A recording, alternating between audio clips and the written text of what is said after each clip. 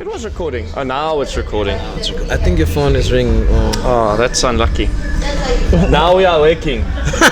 We're working, Baba. We are working. No time for calls. But anyways, what I was saying is you've given me multiple presents of your life, and I've given you a couple of shit. Yeah, you have. But not necessarily a gift that you wouldn't receive. And I know you've done that 100 days and whatever, so I want to be the bad influence that continues to support my habit. Your habit.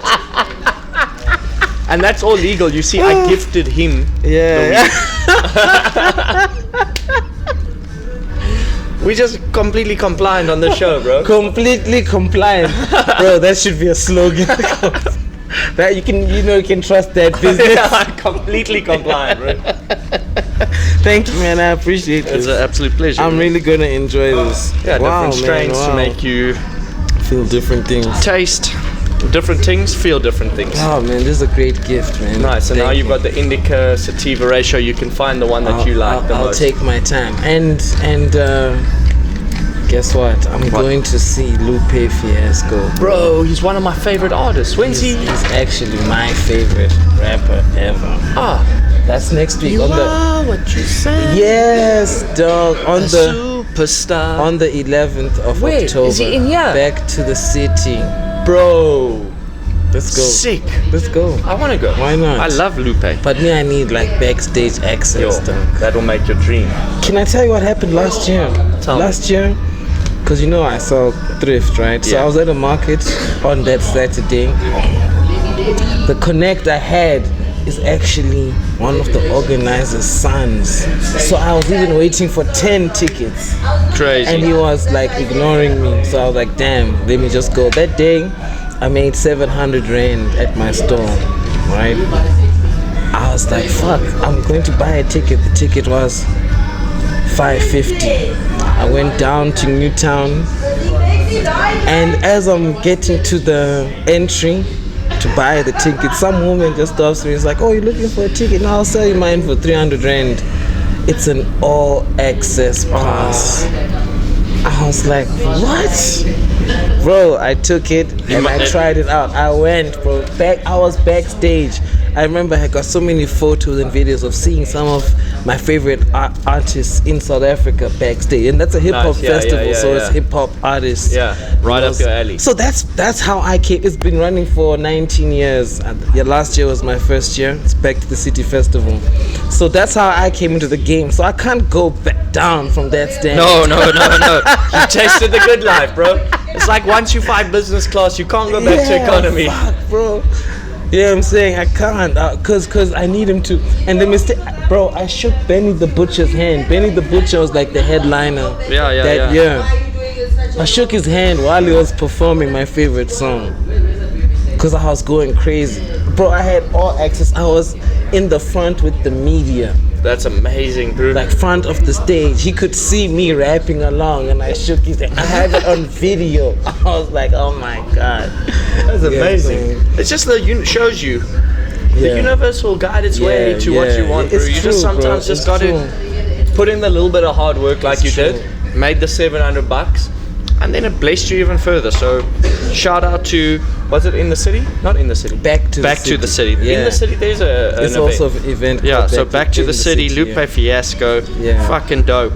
And that leads us to the next artist. I know it's not in the line. Can you imagine it though, bro? Can you imagine how I feel? Bro, you've got Lupe Fiasco into Ye. And they're both from Chicago. Bro. Yeah, I'm saying. I must admit, I think I love Lupe Fiasco's songs, but I think from a entertainment point of view, what's been going on with Ye at the moment, I'm more inclined to want to go see that. There's more. Both, obviously. Both is not out of the question. But if I was to choose those, I think just because of Ye doing what he did, mind blowing. But though, bro, can I tell you a story about Ye? I play a lot of golf, a lot of golf days, specifically now. And I was playing a golf day about a month back. It was a heavy Afrikaans golf day. It was so heavy that the name of the golf day was in Afrikaans, and they say golfdag. Golfdag. So I'm going there as always, and I can mix, I can blend, you know. So it doesn't matter what golf day and who the people I'm speaking to. You're a true rainbow South African. A South African through and through. But anyways, so I'm on the first tee box, and the one guy notices the biggie tattoo on the back of my leg. This Afrikaans guy who's part of the Raggies, right, which is the South Africans Defence Forces. Let's call them Navy SEALs, basically. That's what the Raggies equate to. Oh shit, okay. And he was like, oh bro, don't you think what Kanye West just did was the best marketing you've ever seen in your life? And I was like, bro. And he was talking mixed Afrikaans English while he was speaking to me about Kanye West. That's crazy. And he was like, I respect that man so much. Did you see what he did at the Super Bowl? And this guy was like lashing me. Did you see what he did at the Met Gala? I was like, bro, what's going on? He's tapped in. He's tapped in, bro. Yeah. And that's the effect of somebody that's so powerful. That's somebody that doesn't necessarily listen to his music, but is on the lips of the average person. So Kanye, you saw the chats, right? Hats off to you, brother. You saw the chats in our culture community I did. group when the poster dropped. Yeah. And people were like, yo, forget what they're saying about him in the media. That is an experience. It's like seeing the 7 wonders of the world. Exactly, dude. Especially like this version of Ye. Kanye, bro, I completely agree. You know what I'm saying? As much as Trump is Trump, Kanye did as much media work than Trump did, if not more. He was with less. With way less. And now I can't wait to sing that song. You can't even say any of the lyrics. No, but I will that day. I will be on that day. Yeah, in unison, your voice will be disguised amongst the thousands of voices. It's the day, boys. It's the day. Unless they drop the Coldplay cam and they catch you. Oh, my niggas Nazis. Fuck. Bro, talking about the Coldplay thing. Did you see the news that came that out? is unraveling. That's unraveling. That they weren't even together. Both couples. Both couples weren't together, and the other, the chick's husband was also at the concert with another woman on a date. Like, who makes this? Who writes this shit? What's going on? What's going on? Crazy. What's going on, yo? You gotta love the internet, but the internet. But it ruined their lives. It did ruin their part. But they're famous now. Yeah, not their lives. It's the family's lives, because now there's people Now there's people going around, not knowing the full story, not knowing that the couples were splitting, not knowing that there was drama, not knowing their personal lives, and then you've got to go to school. Your mom and dad's whole news is public knowledge to everybody. Just imagine the repercussions for the family. Not so, because as a person cheating, you're going in with the conscious of I could get caught. The poor kids. They weren't involved. But why with that. did they react like that then? Because I saw the video again, like, okay, I get it, but why? Bro, that man ducked. He ducked. He didn't just duck, bro. He was like, oh my God. Like he was caught by the feds. Like Pablo on the roof. But that is a problem, the media at the moment, they're not telling the full truth. They telling the story that gets the most views. They're telling the narrative that plays to the most people, and that's what the media does. So Mensa, maak wakker, do some of your own research. Don't just take a story for face value. We saw the corruption charges with the journalists where they tried to give him the 60K. The journalist, he denied it. He walked away from that meeting. And that's one journalist. There's thousands of journalists. I'm pretty sure a lot of journalists have taken that envelope and written the story the way that the perpetrators or a certain business wants the article to be written. What you see in the news is not always very true. Can I tell you something? I missed these chats. I actually kind of did miss them. Nah, sorry for our viewers. Because a lot of shit happened. I'm like, I need to tell shit. A lot of stuff has happened since the last episode. Like, you know what you're mentioning now about the appearance of things. So we can talk about the Jimmy Kimmel situation. Jimmy Kimmel is a good topic. We didn't have that on our list. But that ties into Charlie Kirk which true. is on the list, right? Because that's what made him lose his job for a few days, right? And like, I don't know why I caught myself watching this deep dive on YouTube, but they were basically saying exactly what you're saying, that like the media must control the narrative. And yes, he said something that was not great to have said, even on a public platform, but like he actually represents a certain demographic of society who actually agree with that perspective. 100%. It's their point of view. Exactly, and the repercussion of that was it was evidence that this thing is controlled. And like when you see how deep it goes, like Disney is on the verge of making some crazy merger that's going to be the biggest merger that's going to give them access to every household in the United States. They couldn't afford to lose this deal over Jimmy Kimmel, so they just agreed with whatever needed to be done, type of thing, And it's like, okay, fine. And we've had this chat, about free speech. Yeah. And when free speech maybe becomes hate speech, right? But he didn't entice anyone to violence. I honestly believe if Charlie Kirk was alive and Jimmy Kimmel did say something back to Charlie Kirk, my personal opinion is that Charlie Kirk wouldn't have given a shit, because Charlie Kirk has said some outrageous things in his life. Yeah, he looks like someone who didn't give a shit, eh? No, he didn't, and that was his whole thing. His whole thing was to have debates, and how many people say, oh, he's a racist, a narcissist, a homophobe, a transphobe, whatever. There's a lot of things that he was and he stood for. But that's also, once again, his opinion. Yeah. His narrative. Sure, he's broadcasting it to a lot of people, but the people standing there aren't forced to listen to him. Yeah. They want to go there because they want to hear. They want to broaden their perspective, not just have a narrow mindset based off of one perspective that you've been given or you have come to because of your environments and your scenarios. Totally. And it's totally unjustified that, he became a martyr for his opinions. Dude, but just coming back to the Jimmy Kimmel thing, isn't it funny that Jimmy Kimmel's ratings were bombing? Right? Everybody knew this. It was in America. They show you TV stats. It's like a game show for most of the TV shows. Who could get the highest ratings this week? Jimmy Kimmel was very low. Now this came out. Disney has a big deal. They need ratings. They need viewerships. So what do? We fire him, reinstate him, viewership spikes, which it did. 8.2 million on the first episode that he came back.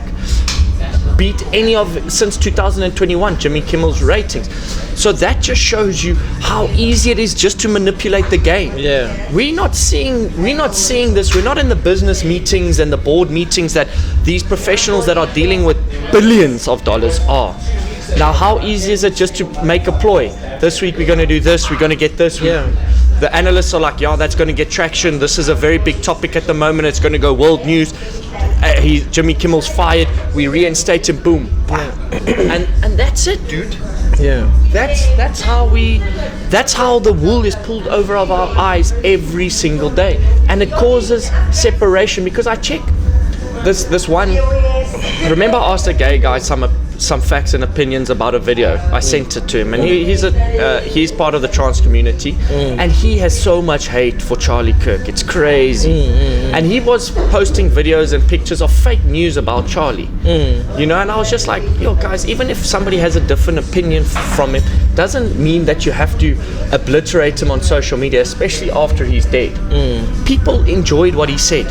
Let those people enjoy and mourn for somebody that was obviously a voice for so many millions of people. Yeah. That's how he got so influential and impactful at such a young age. Dude, he started this when he was 19. Yeah, he's been doing it for 12 years. He's 31 years old. He died at the age of 31. That's crazy, man. When I discovered his age, because I had seen a few videos about him, and I mean that he was doing on campus, and I'm like, what the fuck is up with this guy? Blah blah blah. I didn't think he was 31. When you look at it, for me, when you look at it like that perspective, you're like, okay, fine, you've been 31, what are you doing? You got no right to even criticize somebody who's doing something, whether I agree with it or not. That's how I looked at it, and I don't know who his opinions killed, because it's one thing to be hurt by an opinion, but like, You know, just I think the problem that people had was because he had such a big platform, and some people were like, no, but his rhetoric or his motivation is to create more division. But from his point of view, and I've seen a lot of trans people that have come on where he's obliterated, you know, but they also come on with a sort of, and I saw somebody's tweet like Charlie Kirk was the worst debater, and in some instances I do agree. Some instances he hey Zulu, what's happening, my big guy? Yeah, we're live, my brother. But you can come greet us, my brother. That's part of anyway. Zulu, the king. What's happening? How's it going, bro? Good in you. Everybody, this is Zulu. You're there.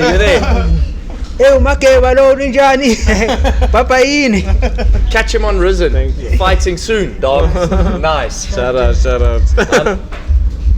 So that's the thing when you're talking about people. Anyway, that's Zulu.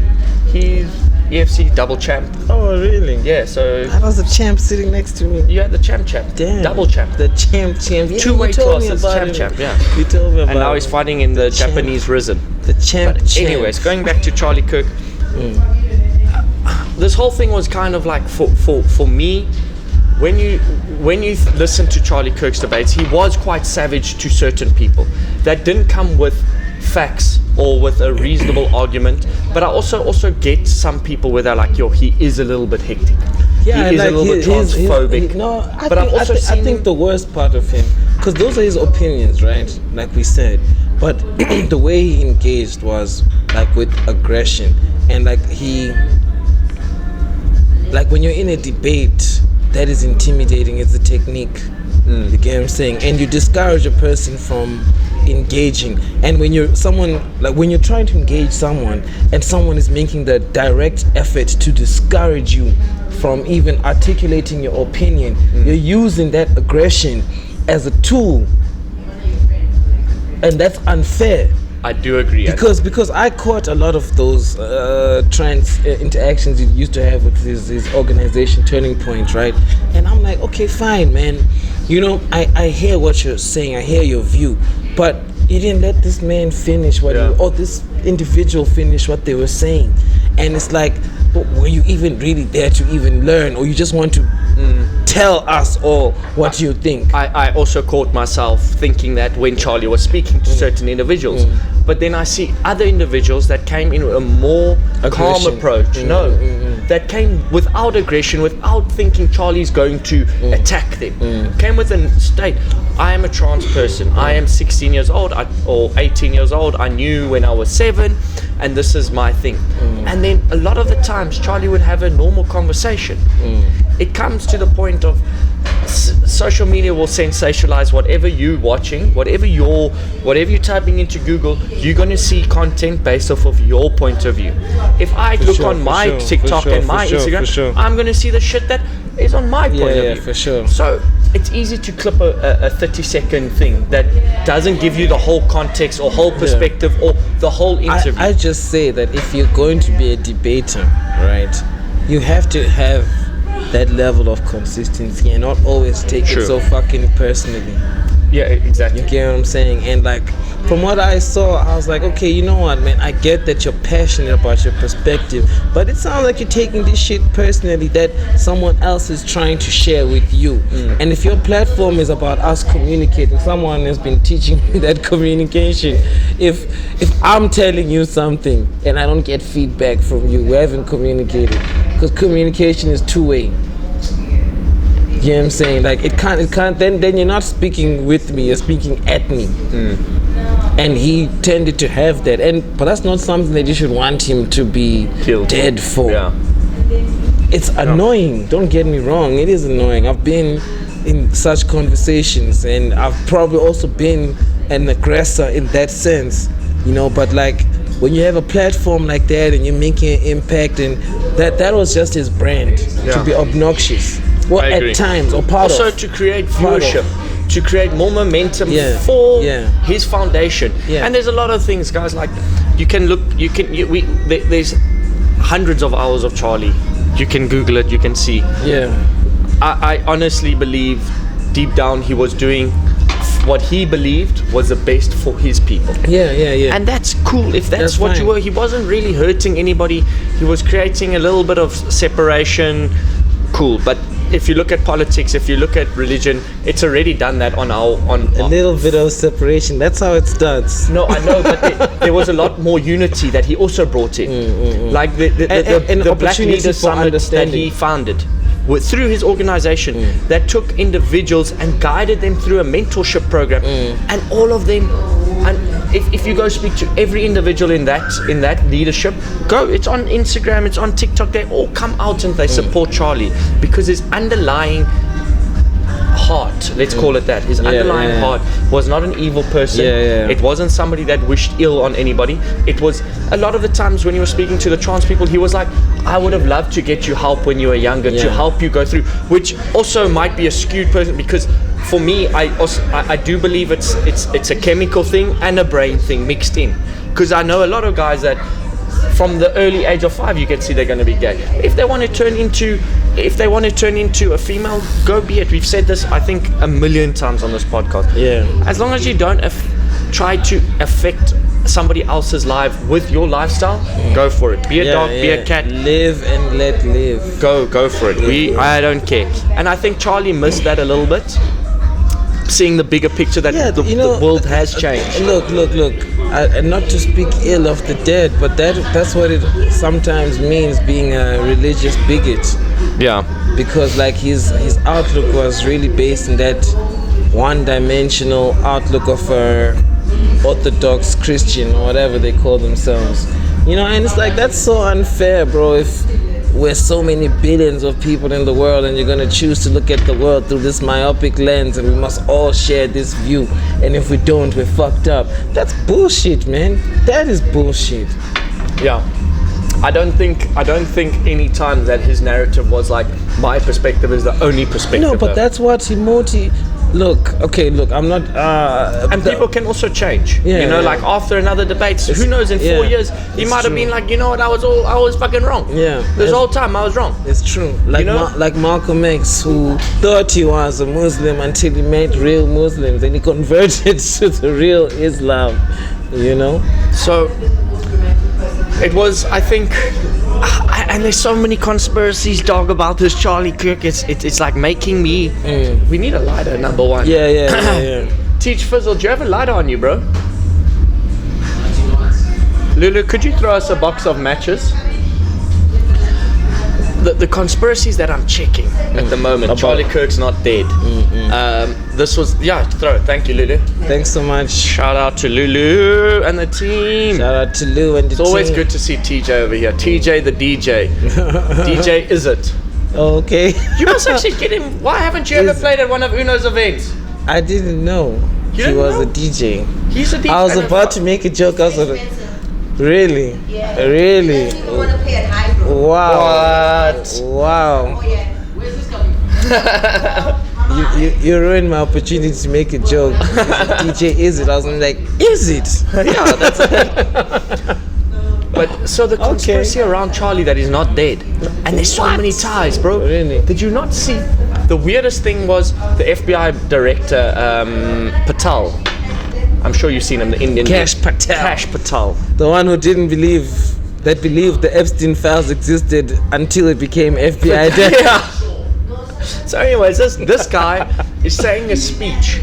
Now we all know that Patel, well, Charlie Kirk is heavy Christian. And in Patel's speech, there is a statement where he was like, until I see you in Valhalla again, my brother. Now Valhalla is a Gnostic for heaven. Has no ties to Christianity whatsoever. To get into Valhalla you have to be a warrior. That might be the tie that Patel was making, that Charlie Kirk was the so-called warrior of, it could have been the people. It could have been poetic. So I was saying about David. So they were she said it jokingly on her TikTok live, whatever, that no, he raped her. And you know what the craziest part is? His streams are going up. Really? Yes. The world's a fucking And crazy you know, place. he's also a bit of a dark dude, man. His music videos are dark. He's also got He like, drags a body in one of his music videos into a car with a bloody knife. you know, I'm looking at this and We I'm spoke like, about can lyrics be confessions? Well, my God, it's definitely going to tie something into the confession, no, dude. but you know what it looks like, right? It looks like a performance. You get what I'm saying? It looks like he is performing this character, and everything that he's doing, he's fulfilling so that he can go down as legend. It's a weird ploy. There are people who are committed to shit like that. Like for example, Guy Fawkes, you know, who wanted to blow up the Buckingham Palace. Yeah. You know what I'm saying? He wanted to go down as a legend. Yeah. For that. Guy Fawkes A Day. lot of people, even the 4th of July, isn't it? 4th of November. 4th of November. Even that other guy, 4th of July. the 4th of July is 4th of Unibomber. July. Union bombing, yeah. Yeah, same thing. He was using these acts of terror to communicate mostly about his prophecies for the future and where we are today and what's wrong with society. And I'm like, yo, people, dog, the mind is dark. But okay, so here's my thing. There's 8 billion, 9 billion people. Sure, you're guaranteed to find a few loose nuts out of that packet. You know what I mean? But it's becoming more evident that there's a lot of these nuts. There's thousands, millions, fucking hundreds of millions, it seems, because it's people that are people that watch that also at fault, that enjoy that. No, you know what David said, right? Which shocked me. I didn't know. Like, why would his streams go up? Like, I get it. Like, I also watched a few because of the investigation when you posted it.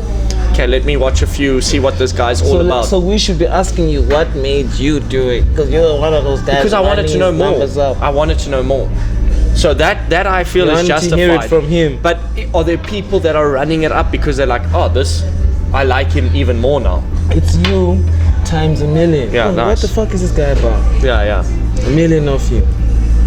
And you're showing him support by doing I'm not that. showing him support. I Okay, hate him it's now. not that I get it. It's not your intention. Yeah. But like, But here's a question: Does TikTok suspend his monetary earnings? I think so, man. You remember that scandal that the influencers in SA had about sending people to Russia and shit? Yeah. A lot of those accounts are suspended. Crazy. Yeah. Yeah. But what I was saying about David is like I think this is one of the darkest things I ever heard. You know, as a guy. Anyway, you know, he's like, I don't like porn. I like gore. Nigga, what is that? What is that? Like, when you're watching gore, what are you watching? And where are you getting it from? Yeah. Do you understand what I mean? Yeah, I know. It's like, I know what gore means. Yeah. I've seen some fucked up videos in my life. Where? My friends, on friend groups, on shit like that, bro. It's not, it's something also, there's like a time when I watch it, and there's a time where I'll be like, I know. Bro, like people trying to steal electricity, and then cutting the wire, and then as they cut the fucking electricity. And you laugh when you... I never laugh. So- It shocks me. Oh, that's funny.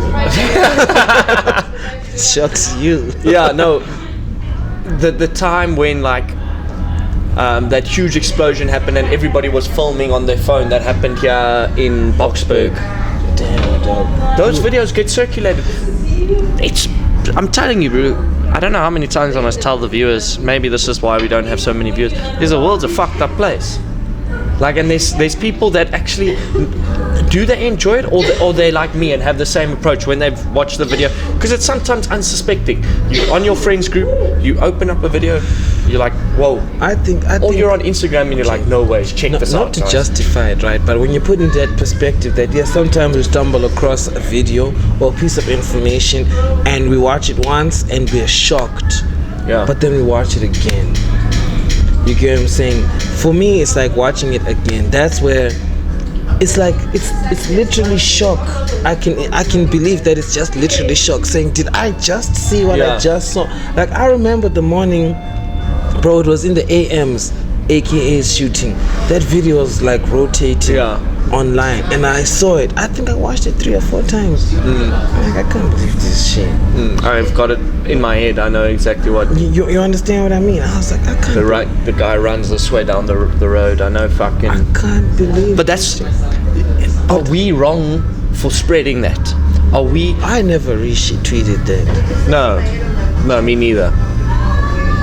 Me neither. But there have been times where I've watched on one group and I'm like, oh my god, my other friends are gonna love this. If you're not a journalist, you shouldn't be sharing that shit. So, so what's up with this gore content? Like, who the fuck is like, dog? I get that people got we got weird taste and all of that, but like.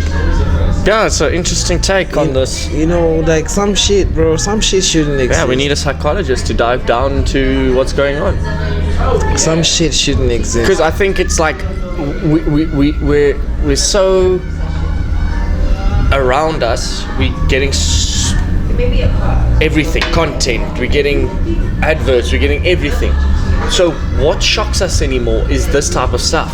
Everything's so normal. Carjacking, so normal for us. Like this, murder, house robberies, all of that. It's so normal for us. So this is the next thing that gets us like I don't want to say the word excited. It's stimulated. It does something in the brain. It must, bro. And I think we're so desensitized these days to crazy shit. Like back in the day, if there was a murder, it was a talk of the town. Now it's like a stats. Another one. Yeah, it's just there goes the stats rate. It's gone up 1% or down 1% or whatever. You know what I mean? It's quite an interesting take. Like, are we so desensitized from death that people are so willing to make mention about Charlie Kirk without thinking about his family? You know, stuff like that. That's how desensitized we are. That we make you remember the old comedic line. Was that too soon? Remember how long that too soon used to be? No. Nobody gave no comedics gave shit about Oscar Pistorius and Reva for a few weeks into months, and then all the lines came out and all the skits. But you know why? You know why? Because of this generation, this content consuming generation. You know, every day it's a new person breaking into the realm of influencers because they said some crazy shit yesterday. Yeah, no, it's true. And now all these people have cracked it, old and young, that look, all I have to do to maybe generate an income from this platform is to just say some crazy shit about some shit that's going on. That's pretty much what we're doing. But are we saying crazy shit? I feel like this shit is normal. No, yeah, it's normal. This is how the shit should be spoken about. Yeah. Yeah, I'm saying. I wish I knew a lot more about the information and I could retain a lot more. That would be ideal. Like some of the podcasters, like that Dan, what's his name? That white dude. Dan Corder. The way he presents is really, really good for me. Like, it's well done for me. Yeah. I know he was a journalist, and so he kind of understands how that, and I'm sure in university they did this, where they had to practice this. So, but in terms of how he displays information and tries to break it down, I do take my hats off. I also don't agree with everything that he says, not at all. Yeah. You know, and there's a lot of things that I do agree with what he says. You can hear he doesn't even want you to agree always, although he does want you to sway your perspective with his perspective, but he's trying to present the information. Yeah. And that is okay. That's okay with me too. Yeah, me too. And I just don't know why he's wearing 3 beanies. It's like the way. No, dude, I don't know. Dude, I think that But shout out, the brand is a brand. Yeah, and what he did in this commission, how he broke it down with the faces. You saw that 3-part that he did. Yeah. Bro, what a summary. If you haven't watched that, go onto his YouTube, and it's a 3-part docu-series of breaking down how everybody is involved in the scandal and how they basically all tie into each other in some sort of way. And for me, is the president mentioned? Yeah, hell yeah, dog. Multiple times. Of course, how would you not know? How would he not know? So let me ask you a question. Yeah. What is your scariest revelation from the Madlanga Commission? While you think of yours, I'll start with mine. When they talk about Senzo Mchunu and how this guy who's done all this, according to Mkwanazi, is so close to the president. That is the shocking thing to me. In fact, they say that the president, Cyril, wouldn't have won if it wasn't for his influence, specifically in KZN. I was like, what the fuck? That was the greatest revelation for me, because that directly tells me that this guy, the president, knows what he's doing. Who's that Cape Town content creator that the Hawks raided his house because of the skit that he did? I don't remember his name, but I remember that story. God damn. When Senzo he's so funny as well. Yeah. I'm so sorry if you ever watch this. But yeah, for me, that just shows you how corrupted. They even sent it to the Hawks to search comedics. That's how much power these guys involved have. And the narrative that I'm understanding, and I'm so grateful to Lieutenant General Mkwanazi, and I applaud his bravery, because we with Advocate Tefo, how he was tried to kill in the jails. General Mkwanazi is under the same threat. You know, if you notice, if you watched his, I think he was on for 3 days of the commission. We're into the second week this week, but he's even drinking his own water. He brings his own water, because that's how scary this is. He's literally under threat every day for the rest of his life now, because of what this is all going to unravel. And majority of it, it's linked to things like the Tembisa hospital scandal. 2 billion rand funneled out, you know, and it's linked to Ace Magashule in the Free State, with the asbestos projects, as well as the airport that was never built in Velcom. Exactly. Rehabilitated. The political killings task force. How all of these guys, Fat Cat is involved with this. How different lieutenants in different provinces are linked to this, and you know, I think this is probably the biggest historical turning point in South Africa's politics. Yeah. Besides, obviously, 1994. No, and I'm serious, because this is going to bring down the House of Cards, and everybody involved won't have anywhere to run. But you know, because wait. Okay. Because when one person falls, you know what happens when somebody tumbles. They're not going to keep quiet. The quote that I heard is, "Beat the dog, the master will come out." It's true. Like this, they call them the Big Five syndicate. I don't know. And obviously Fat Cats is involved with that. He's part of the Big Five. But the Big Five, for the viewers that don't know, this is a syndicate: drugs, hijackings, abductions, murders. And then I can't remember the fifth one. Whatever. Extortion. Probably extortion. These are the criminals that make South Africa the unsafe place it is. When you have the police that are corrupt, with politicians that are corrupt, with businessmen that are corrupt, that's going to spread into every other division. Like how the hospital. Thank God when Advocate Tefo went to was it Rivonia, where he was moved from Sun City. Thank God that was. No, he was here at Khosi Mampuru. Then he went to Sun City. And then they were transferring him off to the 13th month. And then the medical professionals that were there at doing the inspection noticed that there was something going on and pulled him aside. And they didn't let anybody else deal with him, because he was getting poisoned. And if the corrupt hospital nurse or corrupt hospital, because there's an envelope, caught him and was there, they would have said, no, this guy's fine. Let him continue on. Or they would have said, he's got this condition, he's got this much time left, it's hereditary, written it off. Exactly. So when this eventually does finish, which I think is in 2026. Bro, if you're saying it's the biggest thing since 94, do you understand that it's not finishing, it's changing things? Yeah. Because like right now, the society, we're consuming the information. We're still grasping the extent to which, you get what I'm saying?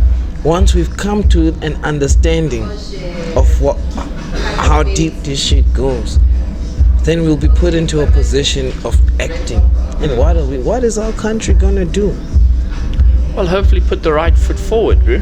Because I had this. You don't think there could be a revolution? I don't think so. I think, well, maybe. Like, you can never rule it out. But listen to this. So this changes the landscape of ANC, right? Big time. We're coming up. When we come up to elections, they're going to lose majority of their power now to the new parties, to the current parties, whichever the split. You know, there's going to be a certain amount of votes shifted. So that in itself will be the first time that the ANC will lose majority vote, except for obviously this political. But it was so marginal. This will be a big shift in percentage. Then you have the people that are like Lieutenant, that want the country to operate under a certain standard for the better of the country. And I had a fight with somebody on Facebook last night, and I hate getting into this, but sometimes I get bored. And he was talking, I don't know what it was. It was a rage bait type of article. A white guy said something stupid. It was the PA. The PA was sent to, not the PEA, the EFF posted the Cape Flats and said, you want Helen Ziller for your Joburg. And then some guy wrote something a little bit stupid, like they should buy and rent because it's the Cape Flats. They should buy and rent like the rest of us, like an idiot. And then obviously that got a lot of reactions. And this one guy was putting down that like the generic of apartheid has ruined this country. And I was just like, you see, this is the problem that we're running into with all of this. There's a lot of South Africans that just want a better South Africa, a country where it's safe to walk on the roads, that when you open the tap in Joburg, that there's actually running water, unlike the 200 million rand that went to the mayor of Joburg. And what did he do with that money? They chowed it. So that 200 million that was supposed to be used 4 years ago, it was chowed. So now there's so many South Africans, and I'm one of them, that would like to live here where it's like Dubai, where I don't have to look over my shoulder or worry about where my phone is or is my car locked. That type of a lifestyle that every individual and human deserves, where there's a house over their heads, running water, job opportunities. There's job opportunities, bro. Look at the roads. How many of the roads? Okay, I think the N1, and that is an exception. Sanrail is probably the only thing that's continuously worked since 1994's Bro, those changeover. guys are cooking. We got some lovely, beautiful roads. We do, here, man. but the municipality roads all fucked. Yeah, true. You know, all the municipality in debt. So there has to be some sort of accountability from one side. The ANC needs to take accountability. We fucked up. You know, we've done certain things, and this is where I hope this case comes out, and there's a breath of fresh air coming through of ANC members that want the best for the country. The ANC constitution is the best constitution out of the lot. DA is not so much. EFF, cool, but very not capitalistic. Communistic. Yeah. Then you've got all the smaller parties that don't really affect too much, you know. So if the ANC can get their act together and bring the people like Lieutenant, and the money is spent, there would be less division in the country because everything would be working. We wouldn't have an unemployment rate of 60%. You know, when we read in certain news headlines on TV, newspapers, about a revolution in an African country, and then we think we're doing the reading. It's like, oh no, the government was corrupt and the people just got tired of it, so they hit the streets. Or maybe they lost the election in the vote, the big leading party lost the election, or whatever. You know, that happens. We read that a lot in a lot of different. Did you hear about that in Nepal? Yeah, the Gen Z takeover. Bro, that was crazy. They voted in their president on Discord.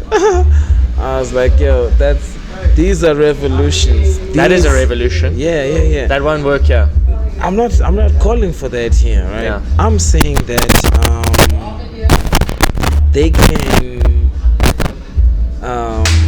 there can be a revolution here. Yeah, if A violent one. No, a violent one. Because you think, bro, the party that is most likely to win a ideally democratic election, should the ANC lose some ground with voters, is the DA. Okay. Naturally, right? Now that is saying, okay, we want white people.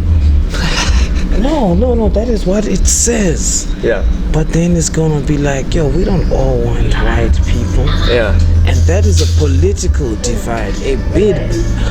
Listen, I'm not saying that. I'm saying that's what's gonna happen. That's why I see it kind of happening. Yes, you understand. And to a certain amount, but there's too many people that feel the opposite. We're in the middle of it unraveling. Because when we read those headlines on the newspapers and on TV, it's an African country where corruption and the people got fed up and they started doing something about it. There's too much unity already. You think so? I do. Because the DA is not all black. I mean, all white. The ANC is the same.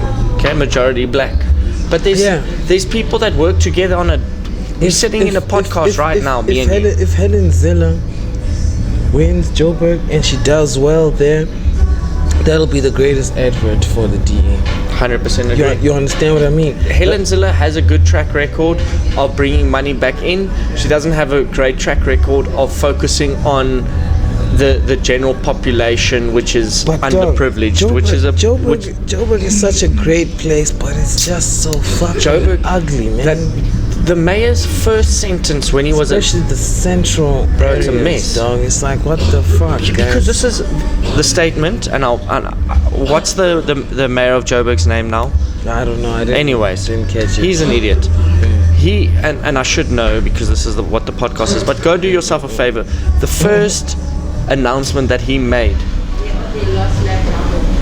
because remember he came in. I think Parks Tower was the mayor. Yes. So he came in midterm, right?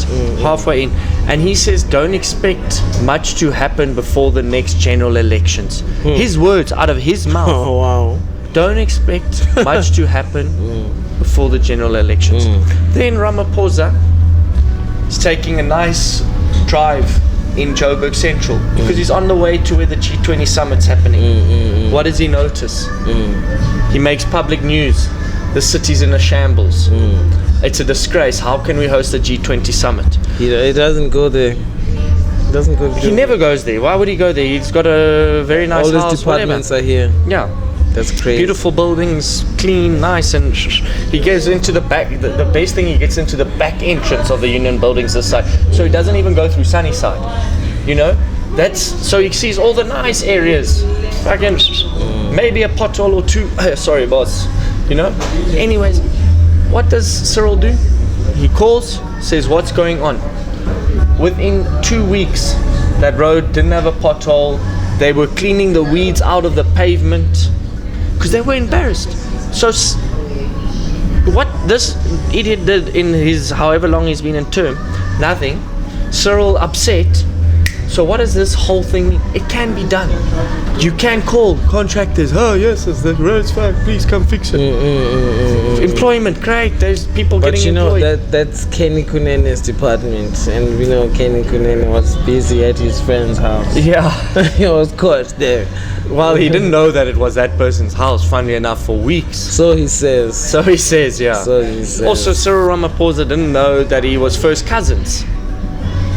With Kenny? No, with Cupcake. They don't flip. One of these allegations that are coming around, but not first cousins, blood related, marriage first cousins. But anyways, you would have seen him at the Christmas function or somewhere. So to say you have no idea who this person is is a little bit mysterious, I would say, because you definitely know when you marry a woman, they kind of have that discussion with you, like, this is my mom, and they show you pictures. This is their kids. And these are the relatives. That's what women do. Yeah. So to call it that you don't know this person, there must be some sort of a lie going on. I want to come with a confession. Today I'm the one coming with the confession. You coming with a confession? Yeah, but it's not happening to me, but it happened to me, and I'm relaying a story. And I'm confessing, it's a hectic story actually, right? It's got layers. So I'm somewhere. I see this friend of mine. It's not even a friend, just someone I've known for a while, because it became very clear in that conversation that we were not actually friends, right? Not in a bad way. So it's a woman, a young woman. It had been a birthday a few days ago. So I noticed that she's got some bruises on her body, but I didn't ask yet. I didn't even feel like I had the right to ask. But someone said, "You've got some, what happened here?" Yeah, just in conversation. Yeah, and she's like, "No, I was mugged." That's during the day. Later, I think she had a lot to drink, and I think I had also just asked, like, was that really a mugging? Out of concern. Yeah. Because it'd been bothering me the whole day. Because I'm like, yo, man, I don't know if that's a mugging. Yeah, looks like gripping. Yeah, and it could be though. And yeah, that's what I mean. But like, yeah, it would be weird. So I asked. Yeah. And she broke it down to me that no, she was abused by her partner around her birthday time. Imagine. And I'm like, damn, that is crazy. I'm sorry to hear that. You deserve better. Think about your future. And I was prepared. I was prepared to leave it there, right? She's like, no, you don't understand. I'm like, what don't I understand? What don't I understand? Yeah. Tell me what I don't understand. Like, no, he's a good guy. Oh my god.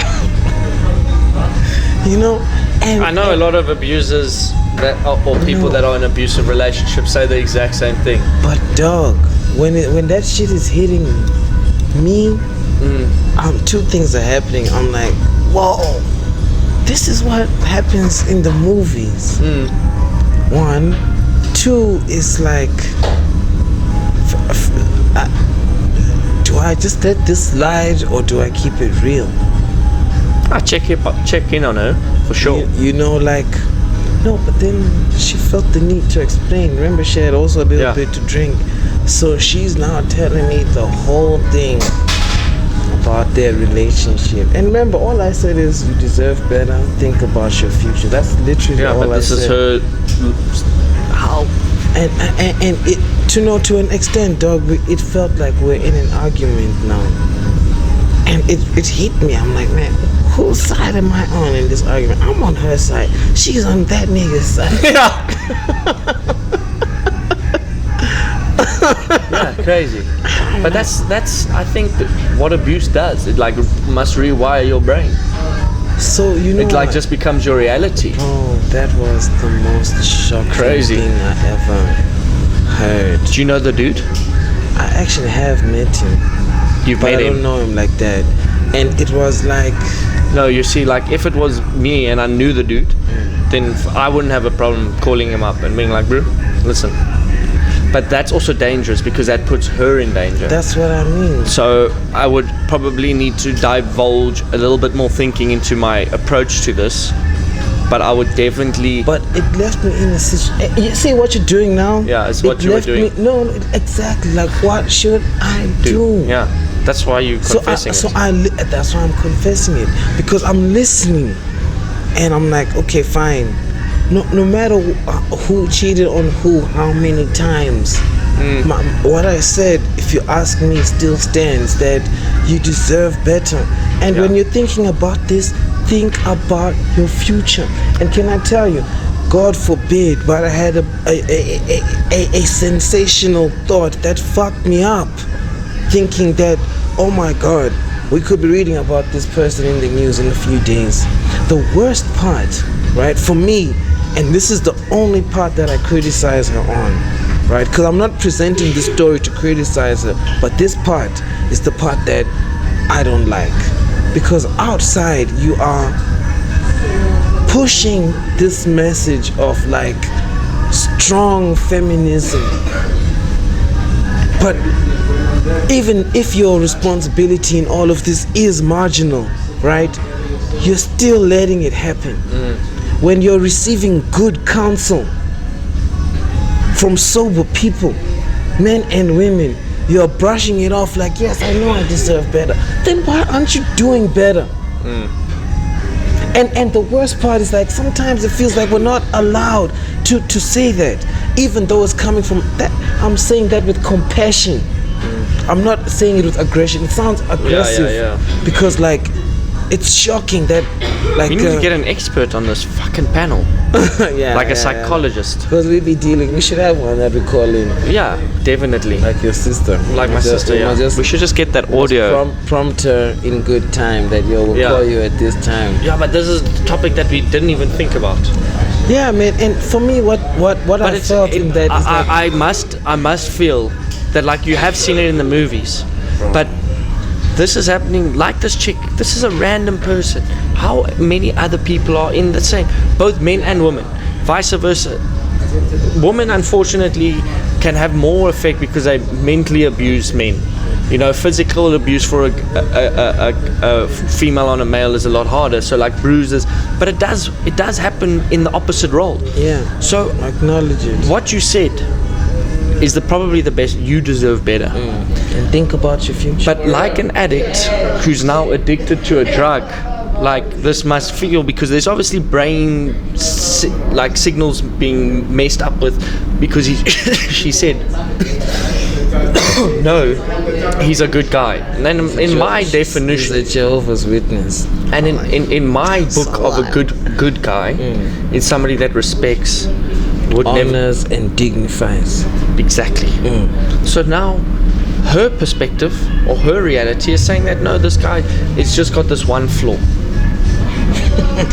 That's her reality, though. So it's like a mental illness almost. So I'm not saying this like I know anything about this, and I've never been in this situation. But to me, that sounds like you need to go see like a proper specialist, so that person can be like, dude, no. What you are thinking is completely wrong because of these experiences. And break it down. I can't break it down the way that a psychologist or professional or whatever you call it. And that is enough help, I guess, because, like, it's not up to me to motivate her to leave her relationship. No. She has to, at the end of the day. She needs to be the one that's saying, I'm walking away. What I felt, though, was it was my responsibility to give her the information that she can. Yeah, and like the person that watches a podcast and sees somebody that goes through rehab, and that's literally the turning point for this individual watching it. Like, I'm also going to step into this rehab, or I'm going to take the step to speak to a stranger at a party while I'm drunk. And maybe this was her first step in the process of walking away. But I do feel like there's a lot of people that never take that first step, or they take the first and second step, but they don't know how to take the next step. And I really do feel like there is help out there for anybody, and we are so blessed in this day and age where it's just a click away. You can look for it anywhere, guys. I feel like I'm glad I spoke to you about it, and I don't know if because you're a guy, because I spoke to two girls about it. The one girl got so aggressive with me because I'm asking, what do girls want to hear in that situation? Did I do anything right or wrong? Genuinely, because like I said, why did it feel like we're having an argument? I wasn't trying to argue. You know, I was just being sensible. But you know, it's like weird. So now this one is like attacking me for it's my fault. It's my first experience with this shit. I'm like, okay, you're probably the wrong person to talk to about this. I spoke to another one, and then she started telling me a story about how she was abused, and I'm like, man, so this shit is like, man, dog, it's affecting more people than we know, bro, around us. Well, my advice is, dude, just get some space from the person and go seek some help. If anybody's abusing you, speak to people. If it's not your family, if it's not your friends, speak to a professional that has an unbiased opinion of either of the people involved, because that's really the only way that you're going to come to your senses in some way. Or time. You know, some people come to their senses and muster up the strength, but you know, in my opinion, for this lady, if you do see her again, and you check in on her via WhatsApp or Instagram or whatever, just maybe be like, it is a step away, go speak to somebody because you need help, and leave it at that. Because some people might bottle it up, but at least on your conscience, you've put out the hand and you've given your opinion. But also just know that some people won't take your opinion or your not your opinions, your advice too well. But don't take it. Know that they're dealing with something. And you've given your opinion, I also advice. Understand that it's not my job to give advice. It's not your job. They did ask though. Did she? Well, she told you. Yeah. What must you do sitting there? You can nod your head and then you look impolite for not responding to it. And it felt like it would have been wrong for me to just leave it. Yeah. Like, you have to respond, bro. She's talking to you. You know, like you said, communication is two people communicating. You take with what he says or what she says how you want to. That's your individual right to. Yeah. So whatever she says, and you have the right as an individual, funnily enough, to respond in the way that you want to. You know? Yeah. That's the beauty of it. And there's amendments in America for this, and in South Africa it's freedom of speech. And you know, there's like, it's my right, your right. It's your right to live your way, my right to live my way. Yeah. No, you're right, man. I feel like I should have really just said those three things. You deserve better. No, you said everything. I think you said everything perfectly. And maybe you should get some help. Yeah. You know, because why do I think that I must enforce that to her? Like, not. Yeah, I don't have the tools, man. I'm not equipped. No. Yeah. We're definitely not equipped. Yeah. But sometimes just talking to somebody does initiate. True. Do you have any confessions? I don't have any personal confessions, no. Alright, so is our work here done, would you say? Yeah, I was looking in confessions right now. This guy's got, oh shit, this guy's definitely got some sort of STD. Oh damn, on the confessions. That's crazy. My boyfriend finally found the clit. Too bad it wasn't mine. It was my best friend's. Oh, that one, she should write stories. That's a story. Bro. Now the way she set that up, that's storytelling. Yeah, well, I hope you find new friends, because your friend circle sucks. And a new boyfriend. Definitely a new boyfriend. No, but he's a really good guy. He was doing it for the community. Is that what she said? No. Oh, you mean like, okay, I get it. Yeah, you brought it. Yeah, like she's still referring to him as my boyfriend. Like, what? Yeah. You're still your boyfriend? No ways. This one's a great one. Okay. And I would love your opinion. I've been married for a year, and I recently discovered that my wife was not a virgin on our wedding night, despite her earlier claims. I love her, but I feel betrayed because she lied about being a virgin. It's eating me inside. How do I come to terms with this? I can't get over the fact that I'm not her first. One thing I would have loved to know for only a year. Damn. Nah, you know what? He has every right to be upset. And I wonder how the relationship is other than that, though. And I feel like I'm also curious to know what impact that information makes. Okay, you know how people are always talking about body count. and like someone would ask, because I don't think I've ever asked it. If anyone ever asked me, I wouldn't be offended to answer, and I also wouldn't. Would you feel ashamed? No. I'd just be like, yo, man, it's weird that you want to know, but here's the information. Or maybe not give it to them, depending on how I'm feeling. It's inconsequential, right? That's what I'm saying. But like when it's virginity. Was he a virgin? We don't know. But for me, it's about her lying. That's a big problem. And withholding the secret for so long. Yeah. But was it also was it an important factor for the relationship? Something to lie about?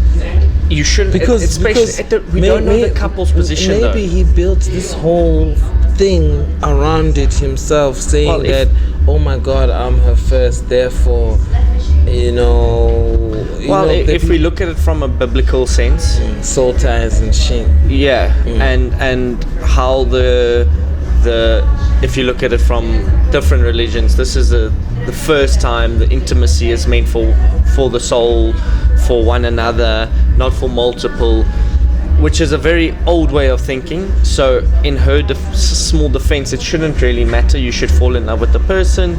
But if the relationship was built on this whole Christian or biblical bond that you're each other's first, I can see why that is a huge mind conundrum for this man. Even if it's not both of us who look at it, he has that outlook. Yeah.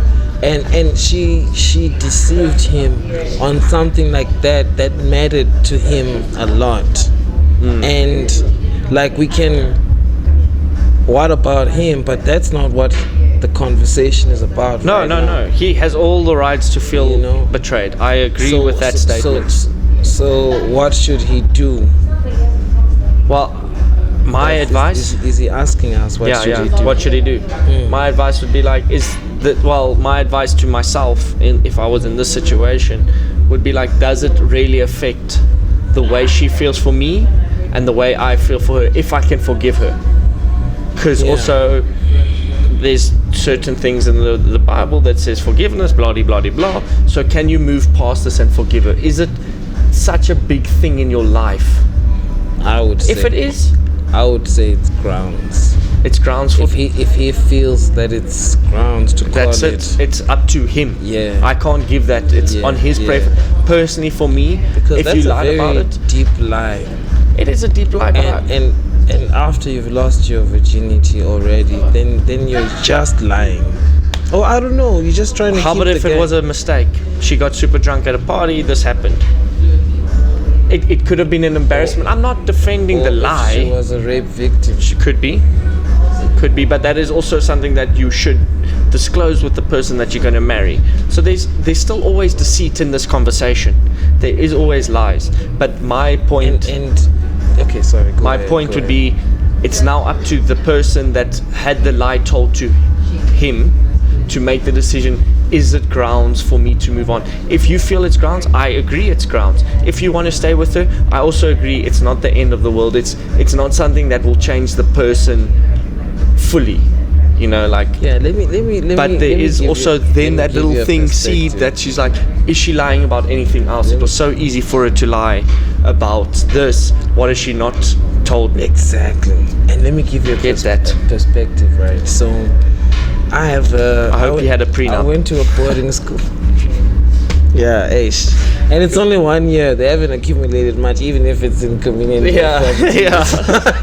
It's not divorces are no joke, bro. So be careful who you marry. So, dog, what was I gonna relate? Bro, I went to a boarding school. Yeah. Right. So in grade 8, I walked in the first day of school. There was this girl that I had a crush on, and she left out school in grade 9. So I had a crush on her hard since grade 9. Yeah. And then it just became like 14 years, right? But now, in between grade 8 and grade 9, my roommate, I used to tell him every time, oh man, I love that girl so much. Blah, blah, blah. So one day he came and he told me that, she came to me and told me that she's into me, so we went to the back there and we kissed. I was like, this And I lived with that betrayal. From him, not from her, because she didn't owe me shit. Yeah. Until me and that girl eventually hooked up, and it was her birthday, and she was turning 24. And I just gave her a kiss on the lips, and she like ran away. And she called me later. She's like, "Yeah, that was my first kiss ever. I didn't know how to react." And I'm like, "This liar, that motherfucker."